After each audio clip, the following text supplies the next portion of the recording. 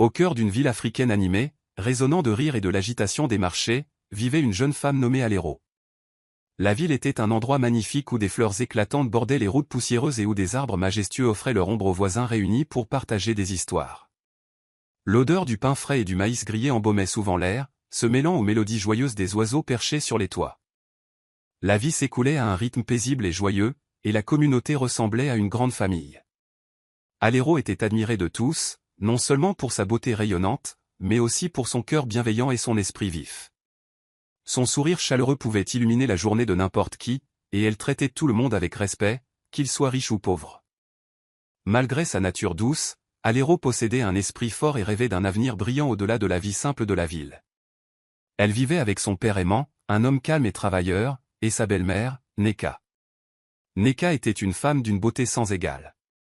Sa peau luisait comme de l'ébène poli, et ses mouvements gracieux captaient souvent l'attention de tous. Mais sous cette apparence éblouissante se cachait un cœur rempli de jalousie et de perfidie. Alors qu'elle jouait le rôle de l'épouse attentionnée et de la figure maternelle, sa véritable nature était dissimulée derrière des sourires charmeurs et des paroles mielleuses. La plupart des gens étaient dupés par la beauté extérieure de Neka, mais Alero sentait souvent que le cœur de sa belle-mère n'était pas aussi pur qu'il y paraissait. La vie dans leur foyer semblait paisible en surface, mais le destin réservait ses propres rebondissements à Alero. Elle était loin de se douter que l'amour, la trahison et le chagrin allaient bientôt mettre sa force à l'épreuve et façonner son avenir de manière inimaginable. Un après-midi lumineux, la ville vibrait de son charme habituel. Des femmes drapées dans des tissus colorés marchandaient bruyamment avec les commerçants, tandis que l'odeur du maïs grillé emplissait l'air. Les enfants jouaient à se courir après sur les chemins poussiéreux, leur rire se mêlant au cliquetis des casseroles et au hennissement occasionnel d'un cheval passant par là. Alero aimait venir au marché. La vie vibrante de sa communauté mettait de la joie dans son cœur, et s'y promener la faisait se sentir connectée à tous ceux qui l'entouraient. Ce jour-là, elle portait un panier rempli de légumes frais pour le repas du soir de son père. Alors qu'elle se frayait un chemin à travers les étals animés, une soudaine bourrasque balaya le marché, faisant tomber une orange mûre de son panier. Le fruit roula sur le sol inégal et s'arrêta près des pieds d'un homme debout près d'un atelier de menuiserie. L'homme, Huche, se baissa pour la ramasser, essuyant un peu de poussière sur la peau, avant de l'attendre avec un sourire chaleureux. « On dirait que vous avez perdu quelque chose, » dit-il doucement, d'une voix posée mais bienveillante. Alero lui rendit son sourire en acceptant l'orange. « Merci. Je suppose que le vent avait d'autres projets pour elle, » répondit-elle avec une pointe d'humour. « Il faut bien s'accrocher par ici, » plaisanta Huche, ses yeux croisant les siens pour un bref moment inoubliable. Cette simple rencontre marqua le début de quelque chose de spécial. Huche n'était pas un homme ordinaire. Bien qu'il ne possédât pas grand-chose, son cœur était riche de bonté et d'humilité. Il tenait un modeste atelier de menuiserie à la lisière du marché, où il fabriquait des tables, des chaises et des lits robustes de ses mains habiles. Son travail était réputé pour sa solidité et sa beauté, tout comme l'homme lui-même. Alero se sentit attiré par Huche d'une manière à laquelle elle ne s'attendait pas. Il ne parlait pas fort et ne se vantait pas comme les autres jeunes hommes de la ville. Au contraire, sa confiance tranquille et sa nature respectueuse se démarquaient. Au fil du temps, leurs rencontres devinrent plus fréquentes. Chaque fois qu'Alero passait devant son atelier, Huche l'accueillait avec un sourire, et leur conversation devenait plus longue et plus profonde. Huche admirait tout chez Alero, son intelligence, son cœur doux et la façon dont elle traitait tout le monde avec respect. Pour lui, elle était une perle rare, quelqu'un qui rendait le monde plus lumineux simplement en y étant. Alero, quant à elle, trouvait du réconfort dans la sincérité d'Huche. Ses rêves étaient simples, mais pleins de sens, développer son entreprise de menuiserie, prendre soin de sa famille et construire un avenir rempli d'amour et de stabilité. Leur amour s'épanouit doucement, comme des fleurs sauvages dans les recoins cachés des champs. Ils se promenaient au bord de la rivière lors de soirées paisibles, partageant rêves et histoires sous les teintes dorées du soleil couchant. Par les nuits claires, ils s'asseyaient sous les étoiles, parlant de leurs espoirs pour l'avenir. Alero écoutait Huche parler de son désir de bâtir une vie où l'amour et le travail acharné prospéreraient ensemble. Malgré les murmures de certains habitants qui pensaient qu'Alero était trop bien pour un simple menuisier, elle tint bon. Elle voyait au-delà des attentes sociales et se concentrait sur le cœur authentique d'Huche. Pour Alero, le vrai bonheur ne se trouvait pas dans les richesses, mais dans un amour bâti sur le respect et l'honnêteté. Leur lien était fort et leur cœur plein d'espoir. Alero croyait qu'ensemble, ils pourraient surmonter n'importe quel défi que la vie leur lancerait. Pendant un temps, tout semblait parfait, comme s'ils vivaient dans leur propre petit monde de joie et de possibilités. Aucun d'eux ne savait que le destin avait ses propres épreuves qui les attendaient au tournant. Le son des rires remplissait la concession un après-midi ensoleillé, alors que la famille d'Alero se réunissait pour une occasion spéciale. L'arôme du riz jollof et de la viande grillée flottait dans l'air, tandis que les invités, vêtus de tenues colorées, étaient assis sous de grands arbres ombragés, profitant de la célébration animée. Alero se déplaçait gracieusement parmi les visiteurs, aidant à servir les boissons et saluant les amis de la famille. Sa beauté et sa chaleur brillaient comme le soleil de l'après-midi, et tout le monde admirait sa nature bienveillante. Parmi les invités se trouvait Huche, qui avait été invité par le père d'Alero. Il arriva, soigné et respectueux dans ses vêtements simples mais bien repassés. Le cœur d'Alero palpita en le voyant, et alors qu'ils échangeaient des sourires, une connexion silencieuse mais profonde passa entre eux. Leur joie et leur amour l'un pour l'autre étaient évidents pour quiconque prenait la peine de le remarquer, y compris Neka. Neka, la belle-mère d'Alero, était assise sur un banc en bois à proximité, feignant d'apprécier l'atmosphère joyeuse. Son élégant pagne était parfaitement noué, et des boucles d'oreilles en or scintillaient contre sa peau lisse et foncée. Neka s'était toujours targuée d'être la plus belle femme partout où elle allait. Elle aimait l'attention et l'admiration, même si elle était déjà mariée au père d'Alero.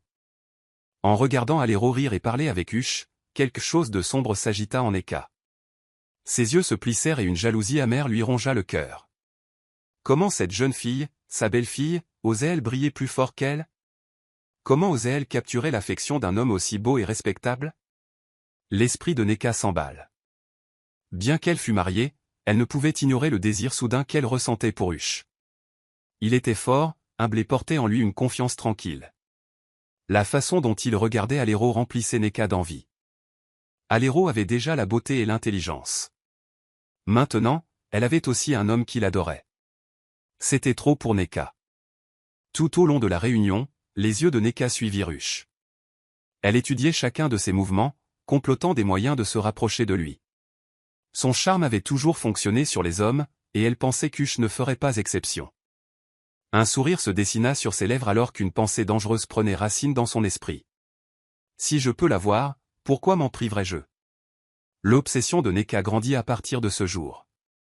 Elle commença à trouver des excuses pour visiter le marché où se trouvait l'atelier de menuiserie d'Huche, prétendant avoir besoin de réparation de meubles ou de conseils pour des projets domestiques.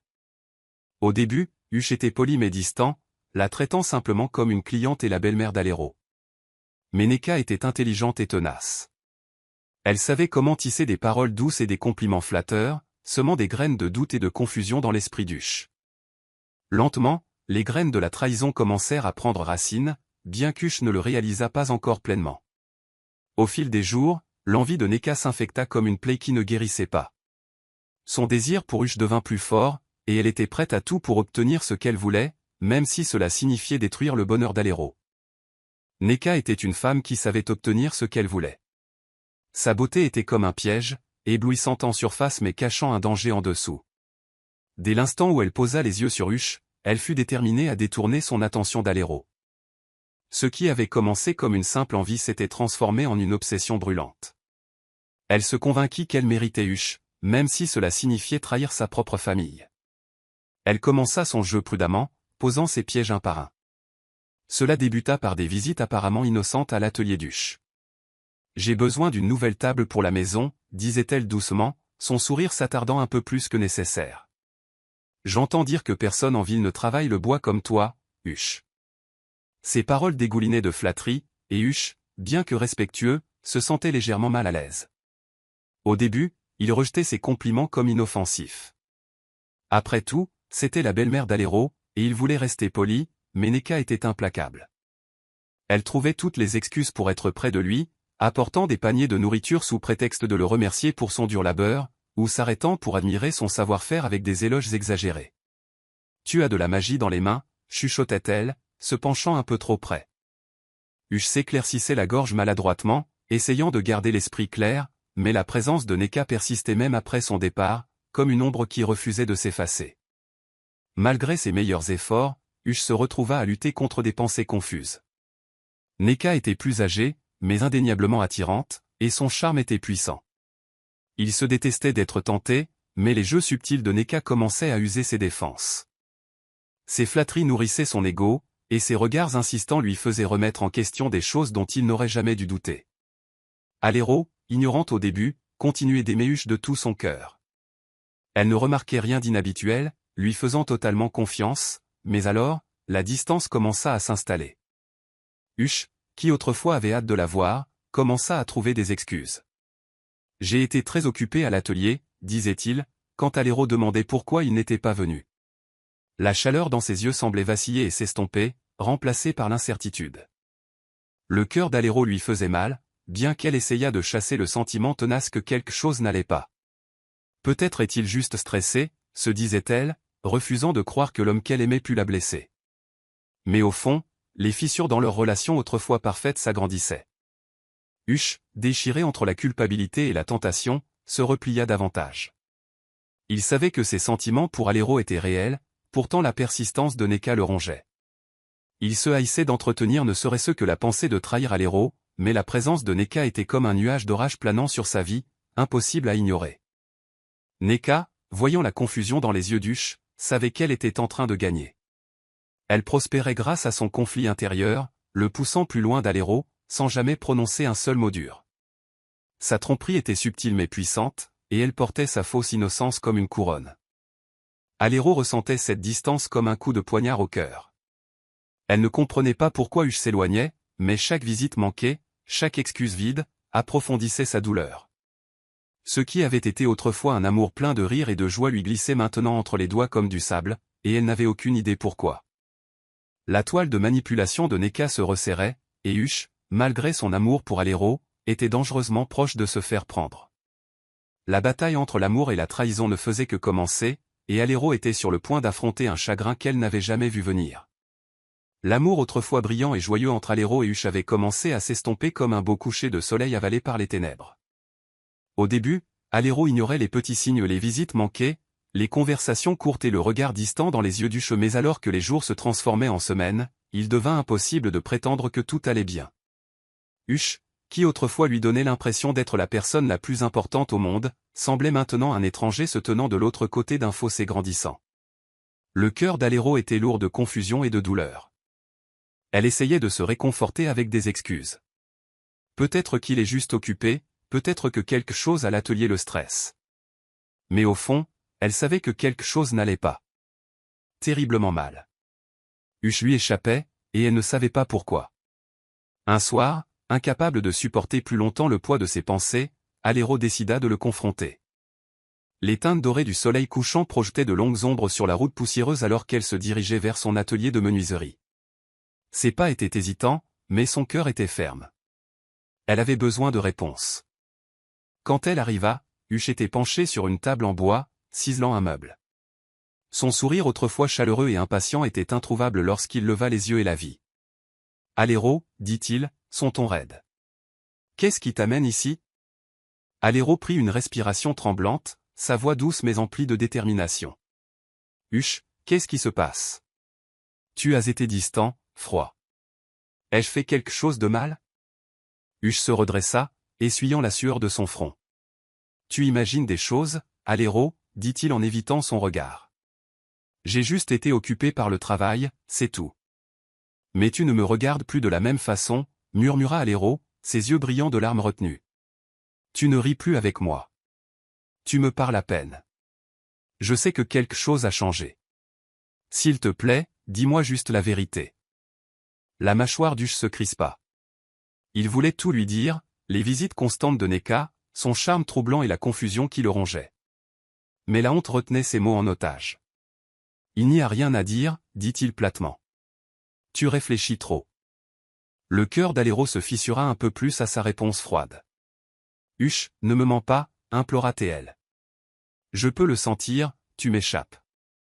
Y a-t-il quelqu'un d'autre? Non. Claqua Hush, sa voix plus forte qu'il ne l'aurait voulu. Alero, je t'aime. Cela n'avait pas changé, mais Alero pouvait voir la vérité dans ses yeux. Une lueur de culpabilité qu'il ne pouvait cacher. Elle voulait le croire, voulait s'accrocher à l'amour qu'ils avaient partagé. Mais le poids du doute était trop lourd, écrasant la confiance fragile entre eux. Le silence s'étira, épais de douleur inexprimée. Finalement, Alero hocha lentement la tête, se mordant la lèvre tremblante pour ne pas pleurer. « Si tu m'aimes, alors bats-toi pour nous, murmura-t-elle, parce que je ne peux pas faire ça toute seule. » Sur ce, elle se tourna et s'éloigna, sa poitrine se serrant à chaque pas.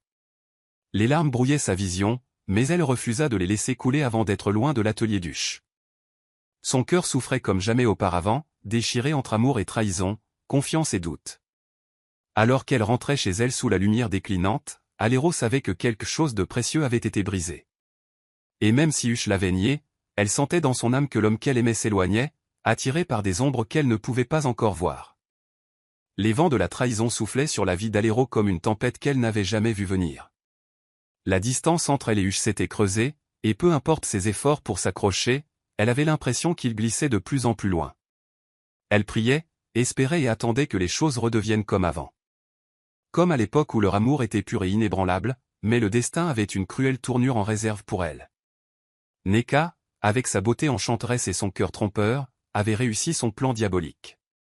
Jour après jour, elle avait érodé la résolution d'Huche avec des mots doux et des regards langoureux.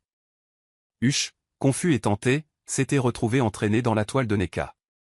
Sa présence était enivrante, et avant qu'il ne s'en rende compte, des lignes qui n'auraient jamais dû être franchies furent brisées. Ce qui avait commencé comme un flirt subtil s'était maintenant transformé en une liaison à part entière. Neka était intelligente.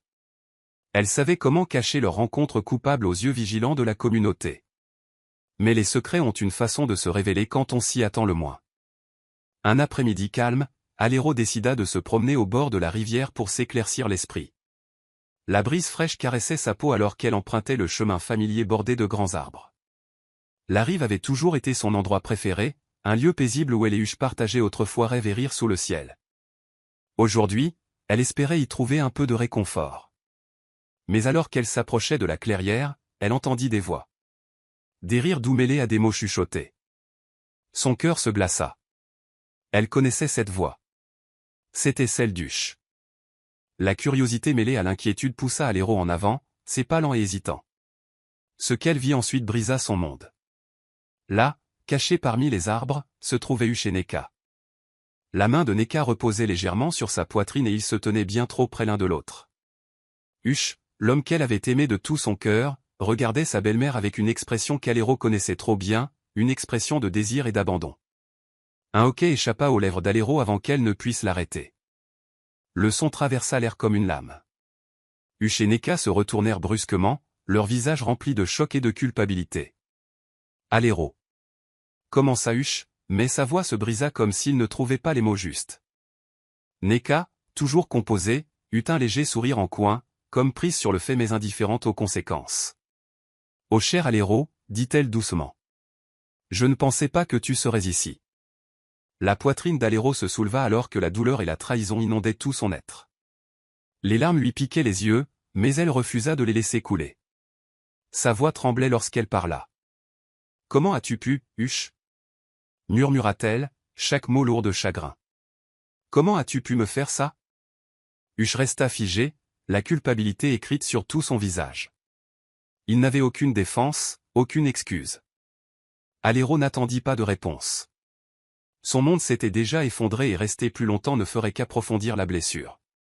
Les larmes ruisselant sur son visage, elle se tourna et courut, le son de ses sanglots se mêlant au bruissement des feuilles. Alors qu'elle fuyait la scène de son chagrin, l'esprit d'Alero s'emballait entre incrédulité et douleur. L'homme à qui elle avait confié son cœur, et la femme qui était censée être une figure maternelle, l'avait trahi de la pire des manières. Son cœur s'était brisé en morceaux ce jour-là au bord de la rivière, et Alero savait que la vie ne serait plus jamais la même. Les nouvelles vont vite dans les petites villes, comme des feuilles sèches prises dans un vent violent. Il ne fallut pas longtemps avant que les murmures de la liaison honteuse d'Huche et Neka n'emplissent chaque coin de la communauté. Des étals animés du marché aux marches de l'église, les gens parlaient à voix basse, les yeux écarquillés par le choc et la curiosité. « Tu as entendu » chuchotait une femme à une autre en vendant des ignames au bord de la route. La propre belle-mère d'Alero a volé son homme. J'ai toujours su que Neka était une source d'ennui, ajouta une autre avec un signe de tête suffisant.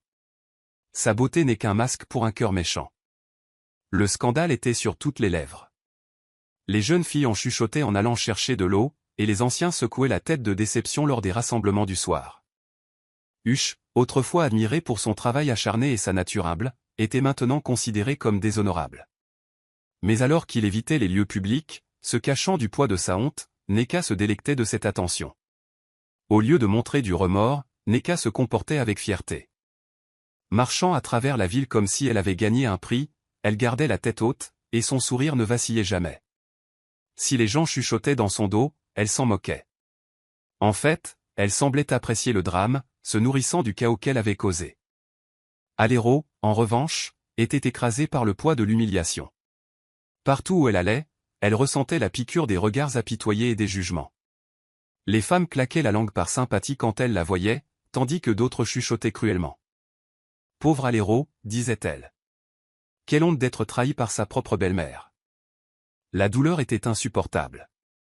Alero essayait de vaquer à ses occupations quotidiennes, mais les ragots la suivaient comme une ombre. Elle gardait la tête baissée, retenant ses larmes en passant devant des gens qui la saluaient autrefois chaleureusement, mais qui n'offraient plus que des sourires gênés ou le silence. Même à la maison, la tension était suffocante. Son père, ignorant toute la vérité, sentait que quelque chose n'allait pas, mais ne parvenait pas à mettre le doigt dessus. Neka jouait l'épouse parfaite à la maison, prétendant que rien ne s'était passé. Sa fourberie ne connaissait aucune limite. Malgré l'humiliation, Alero s'accrochait à une force tranquille. Au fond, elle savait que sa valeur n'était pas définie par la trahison d'Hush ou la méchanceté de Neka. Bien que son cœur lui fît mal et que sa fierté fût blessée, elle se promit silencieusement qu'elle s'élèverait au-dessus des ragots et trouverait un moyen de guérir. La ville était peut-être occupée à parler d'elle maintenant, mais Alero savait que son histoire n'était pas terminée. Et quand le moment viendrait, elle prouverait à tout le monde, y compris à elle-même, que les cœurs brisés pouvaient se réparer et que la dignité pouvait être reconquise. Les jours d'Alero étaient remplis de silence et de douleur. La trahison d'Hush et de Neka avait laissé une blessure profonde dans son cœur, une blessure qu'aucun mot ne pouvait guérir. Chaque matin, elle se forçait à sortir du lit, portant une lourdeur qui rendait chaque pas difficile. La jeune femme autrefois joyeuse, pleine de rêves et de rires, traversait maintenant la vie silencieusement, comme si le monde avait perdu ses couleurs. Son père, le chef Obi, restait ignorant de la tempête qui faisait rage dans la vie de sa fille. C'était un homme occupé et respecté, connu pour sa sagesse et son jugement équitable dans la communauté. Mais même les hommes les plus sages peuvent être aveugles aux affaires de cœur. Chaque fois que l'humeur silencieuse d'Alero attirait son attention, Neka balayait rapidement ses inquiétudes. Elle grandit juste, Obi, disait Neka avec un sourire doux mais faux. Les jeunes femmes peuvent être d'humeur changeante parfois. Ses paroles semblaient toujours le satisfaire, et il n'insistait jamais davantage. Mais Alero portait son chagrin seul. Elle ne pouvait pas se confier à son père. Comment pouvait-elle lui dire que la femme en qui il avait confiance avait trahi leur famille? Au lieu de cela, Alero se tourna vers la seule source de réconfort qu'elle connaissait, Dieu. Tard dans la nuit, quand la maison était endormie, Alero s'agenouillait près de son lit, les larmes ruisselant sur son visage. Dieu, chuchotait-elle à travers ses sanglots. S'il te plaît, donne-moi la force. Mon cœur est brisé, mais je sais que tu vois ma douleur. Aide-moi à pardonner, même quand cela semble impossible. Aide-moi à guérir. Ses prières étaient empreintes d'une honnêteté brute, chaque mot étant une supplique pour la paix. Elle demandait non seulement la guérison, mais aussi le courage de s'élever au-dessus de l'humiliation et de l'amertume qui menaçaient de la consumer. Bien que sa douleur ne disparût pas du jour au lendemain, Alero trouvait de petits moments de paix grâce à sa foi. Elle commença à passer plus de temps à lire les Écritures et à réfléchir à leur sens.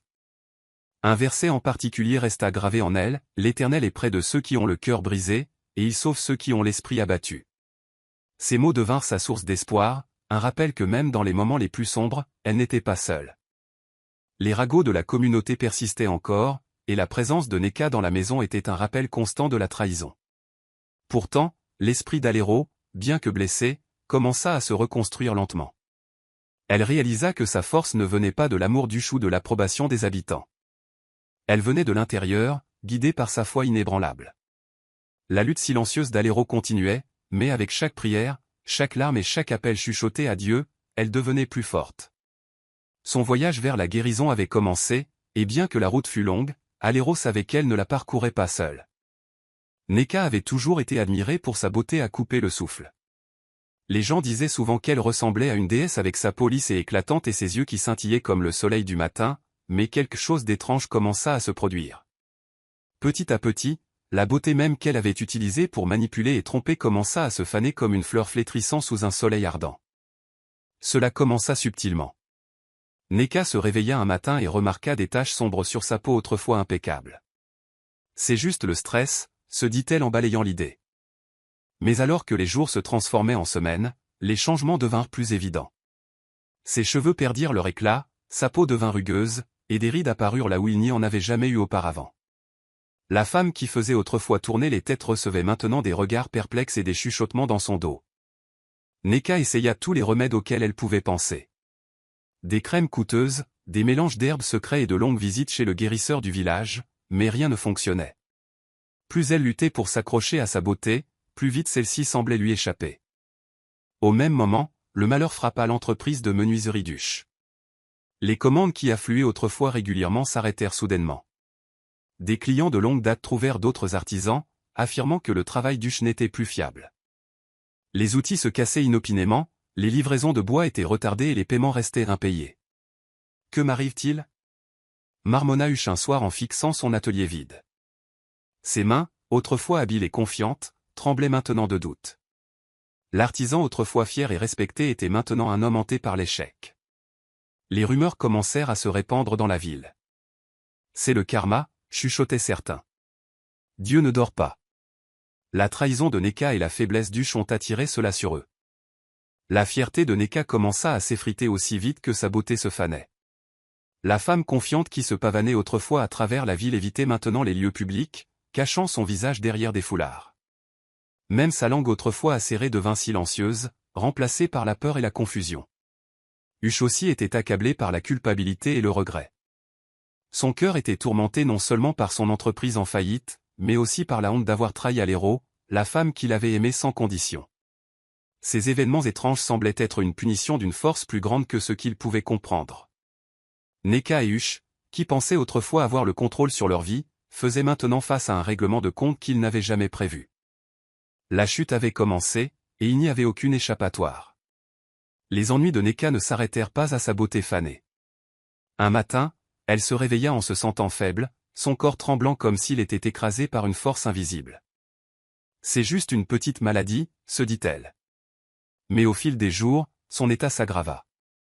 Elle pouvait à peine manger, son corps lui faisait mal constamment, et une étrange éruption cutanée couvrait sa peau. Désespéré, le chef Obi fit venir les meilleurs guérisseurs des villages voisins, mais aucun d'eux ne put trouver de remède. C'est au-delà des herbes et des racines, dit sombrement un guérisseur. Cette maladie vient de l'esprit. La maladie de Neka devint le sujet de conversation de la ville. Les gens chuchotaient sur sa chute, convaincus que la punition divine l'avait enfin rattrapé. Dieu n'oublie pas, dit une vieille femme au marché. Elle a volé le bonheur d'Alero et maintenant regardez, la maladie a volé sa beauté et sa force.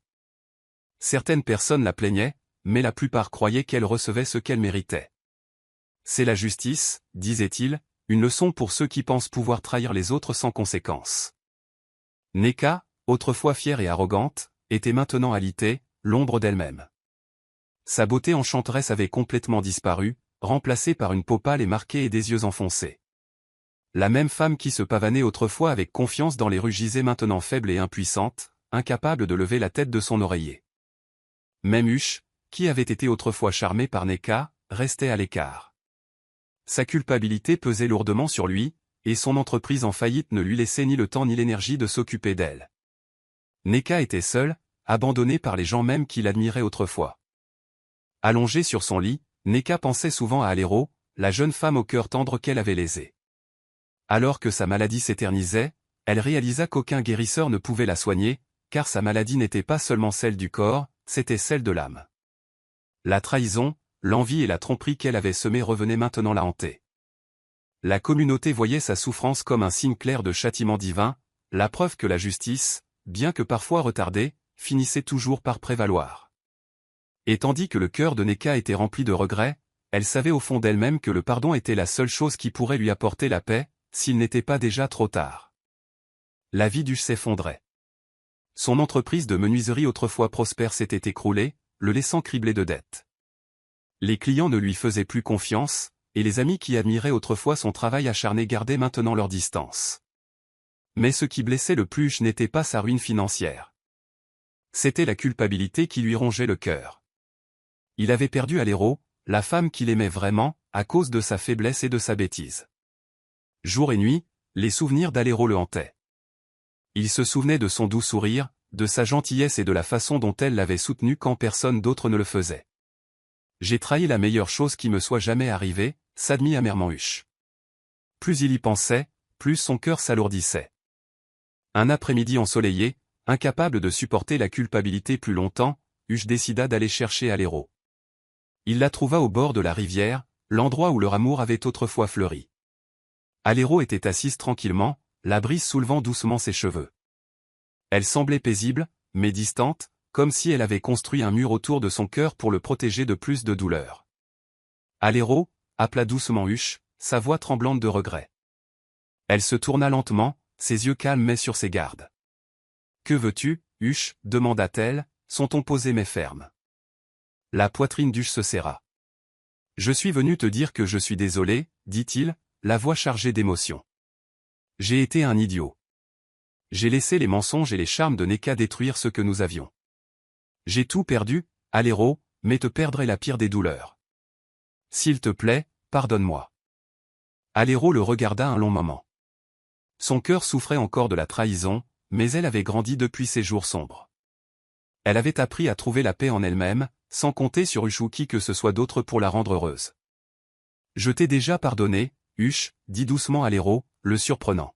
« Mais le pardon ne signifie pas que j'oublierai, et cela ne signifie pas que je te veux de retour dans ma vie. » Les yeux d'Huche s'emplirent de larmes.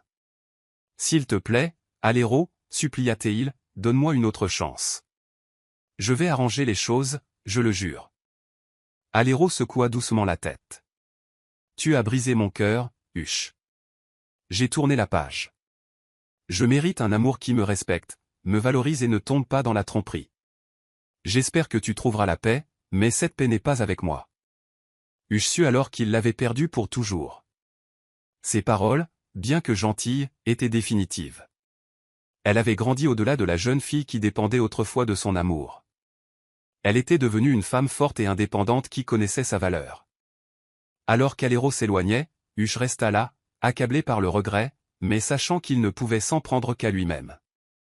Il avait appris une dure leçon, une leçon qu'il porterait avec lui pour le reste de sa vie. La douleur qu'Alero avait endurée aurait pu la briser, mais au lieu de cela, elle l'avait façonnée en une femme plus forte et plus sage. Après tout ce qu'elle avait traversé, la trahison d'Huche, l'humiliation des ragots et la cruauté de Neka, Alero réalisa qu'elle avait deux choix, rester une victime ou s'élever au-dessus de la blessure et se créer une vie meilleure. Elle choisit de s'élever. Alero décida de se concentrer sur la seule chose que personne ne pourrait jamais lui enlever, ses rêves. Elle reprit ses études avec une détermination renouvelée, versant son énergie dans l'apprentissage et l'amélioration de soi. Les livres devinrent ses nouveaux compagnons, et l'éducation devint son chemin vers la liberté.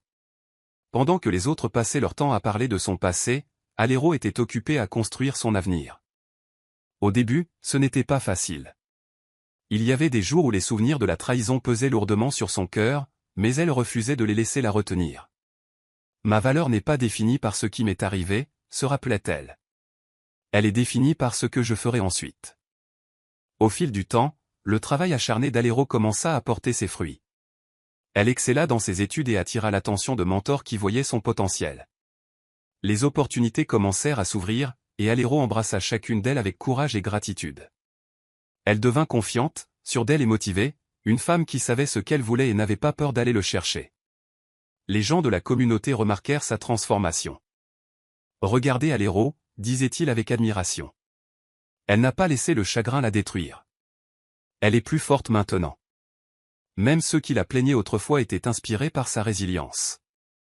Le voyage d'Alero, de la douleur à la raison d'être, devint une histoire d'espoir pour de nombreuses jeunes femmes de la ville. Elle prouva que le chagrin n'était pas la fin, mais plutôt un commencement, une chance de grandir, d'apprendre et de prospérer. Le cœur d'Alero était toujours ouvert à l'amour, mais cette fois, elle savait qu'elle ne se contenterait jamais de moins que ce qu'elle méritait. Plus important encore, elle avait appris à s'aimer elle-même d'abord. Les yeux rivés sur un avenir brillant, Alero avança avec confiance, prête à conquérir tout ce que la vie lui réservait. Neka n'était plus la femme fière et belle que la ville admirait autrefois. Sa mystérieuse maladie l'avait laissé faible, pâle et alité. La femme qui marchait autrefois la tête haute était maintenant abandonnée de tous, y compris des amis qui la flattaient jadis. Même le chef Obi, qui lui faisait autrefois entièrement confiance, gardait ses distances. Déçu et le cœur brisé par ses actions, seul et rempli de regrets, Neka pensait constamment à Alero, la belle-fille qu'elle avait si profondément lésée. Elle se souvenait de la façon dont Alero avait toujours été gentille et respectueuse. Même lorsque Neka l'avait traitée froidement, la culpabilité lui rongeait le cœur. Neka savait qu'une seule chose pourrait lui donner la paix maintenant, le pardon d'Alero. Un après-midi, les mains tremblantes et la voix faible, Neka envoya un serviteur appeler Alero. Elle chuchota, « S'il te plaît », sa voix à peine audible, « fais-la venir à moi ». Quand Alero arriva, elle resta un moment sur le pas de la porte, observant silencieusement la silhouette frêle de la femme qui lui avait autrefois causé tant de douleur. Le visage de Neka était mince et pâle, ses yeux enfoncés par la souffrance. La belle-mère confiante et manipulatrice avait disparu, remplacée par quelqu'un de désespéré et brisé. Alero, râla Neka, les larmes brillant dans ses yeux. Je sais que je ne mérite pas ta gentillesse. Je t'ai blessé d'une manière que je ne pourrai jamais réparer. Mais s'il te plaît, pardonne-moi. Le cœur d'Alero était lourd. Voir Neka ainsi remuer de nombreuses émotions, tristesse, pitié et même colère. Mais Alero avait grandi au-delà de l'amertume. Elle savait que s'accrocher au ressentiment ne ferait que nuire à son esprit. Je te pardonne, Neka, dit doucement Alero, sa voix posée mais ferme. Non pas parce que tu le mérites, mais parce que je mérite la paix. Les larmes ruisselèrent sur le visage de Neka. Merci, chuchota-t-elle, la voix étranglée par l'émotion. Mais souviens-toi, continua doucement Alero, la trahison a des conséquences. Tu as blessé des gens, et maintenant tu fais face aux résultats de ces choix. Le pardon n'efface pas le passé. Neka hocha faiblement la tête, comprenant la vérité dans les mots d'Alero. Elle avait payé un lourd tribut pour sa jalousie et sa fourberie. Alors qu'Alero se tournait pour partir, Neka la regarda avec un mélange de chagrin et de gratitude. Le pardon d'Alero avait levé un fardeau de son cœur, mais elle savait que le chemin de la rédemption était un chemin qu'elle devrait parcourir seule. Alero sortit de la pièce la tête haute, se sentant plus légère. Elle s'était libérée des chaînes du ressentiment, prouvant une fois de plus que la vraie force réside dans le pardon et la sagesse. La vie avait enfin recommencé à sourire à Alero. Après des années de chagrin et de lutte, elle s'était bâtie un avenir brillant. Son éducation lui avait ouvert les portes d'une carrière réussie, et elle était connue non seulement pour son intelligence, mais aussi pour sa gentillesse et sa résilience. Les habitants admiraient sa force, disant « Alero est une femme qui a transformé sa douleur en pouvoir ». Un après-midi ensoleillé, alors qu'Alero assistait à un événement communautaire, elle rencontra quelqu'un qui allait changer sa vie pour toujours. Il s'appelait Shiki, un jeune homme au bon cœur, confiant et respectueux. Il était récemment revenu en ville après avoir terminé ses études à l'étranger. Contrairement à d'autres qui n'étaient impressionnés que par la beauté d'Alero, Shiki était attiré par sa force intérieure et sa sagesse. Ils commencèrent à parler, et leur conversation coulait sans effort, remplie de rires et de rêves partagés. Shiki admirait la façon dont Alero avait surmonté son passé avec tant de grâce. « Tu es remarquable, Alero, dit-il sincèrement. Tu as construit une vie de dignité et de succès, malgré tout. » Alero, qui avait autrefois pensé que son cœur était trop brisé pour l'amour, se surprit à sourire davantage en présence de Shiki. Son doux respect et son soutien indéfectible étaient différents de tout ce qu'elle avait connu auparavant. Il n'essayait pas de la charmer avec des promesses vides. Il la valorisait pour ce qu'elle était vraiment. Au fil des mois, leur lien s'approfondit. Shiki se tint aux côtés d'Alero comme un véritable partenaire, célébrant ses réussites et encourageant ses rêves. Il ne chercha jamais à la contrôler ou à la diminuer. Au contraire, il l'élevait plus haut. Un soir, sous la lueur dorée du soleil couchant, Shiki regarda dans les yeux d'Alero et dit « Je veux parcourir ce chemin de la vie avec toi, côte à côte, en égaux. » Le cœur d'Alero, autrefois marqué par la trahison, débordait maintenant de joie. Elle avait trouvé un amour pur, respectueux et vrai. Plus que cela, elle avait trouvé le bonheur en elle-même bien avant que Shiki n'entre dans sa vie, et cela rendait son amour encore plus fort. Leur histoire devint un symbole d'espoir dans la communauté. Le voyage d'Alero était la preuve que les cœurs brisés peuvent guérir et que la vie offre toujours de nouveaux départs. Elle avait trouvé à la fois l'amour et le succès à ses propres conditions, et son avenir était plus brillant que jamais. Le parcours d'Alero fut celui de la douleur, de la trahison et du chagrin, mais ce fut aussi une histoire de force, de pardon et de triomphe. Malgré les blessures que la vie lui avait infligées, elle s'éleva au-dessus des épreuves, refusant d'être définie par la tristesse. Son cœur, autrefois brisé, guérit alors qu'elle bâtissait un avenir rempli de sens, de dignité et de vrai bonheur. Neka, aveuglée par la jalousie, apprit la dure vérité que la beauté sans bonté est vide. Sa tromperie mena à sa chute, montrant que la trahison et la cruauté s'accompagnent toujours de conséquences. Ushoshi paya le prix de sa faiblesse et de sa malhonnêteté, apprenant trop tard que le véritable amour ne devrait jamais être tenu pour acquis, mais la plus grande leçon résidait peut-être dans la capacité d'Alero à pardonner. Même blessée profondément, elle choisit de laisser aller la colère et le ressentiment. Son pardon n'effaça pas ce qui avait été fait, mais il la libéra de l'amertume et lui permit de trouver la paix. Les gens de la ville la voyaient comme un symbole de résilience. Alero est la preuve vivante, disait-il, que peu importe la noirceur de la tempête, le soleil brillera à nouveau. En fin de compte, l'histoire d'Alero rappelait à tous que la vie n'est pas toujours juste, mais que la justice, qu'elle soit divine ou naturelle, finit toujours par trouver son chemin. Le pardon apporte la paix, la résilience construit la force, et ceux qui restent fidèles à eux-mêmes trouveront toujours de nouveaux commencements. Le bonheur d'Alero n'était pas seulement une récompense, c'était une victoire gagnée par la sagesse, le courage et la foi.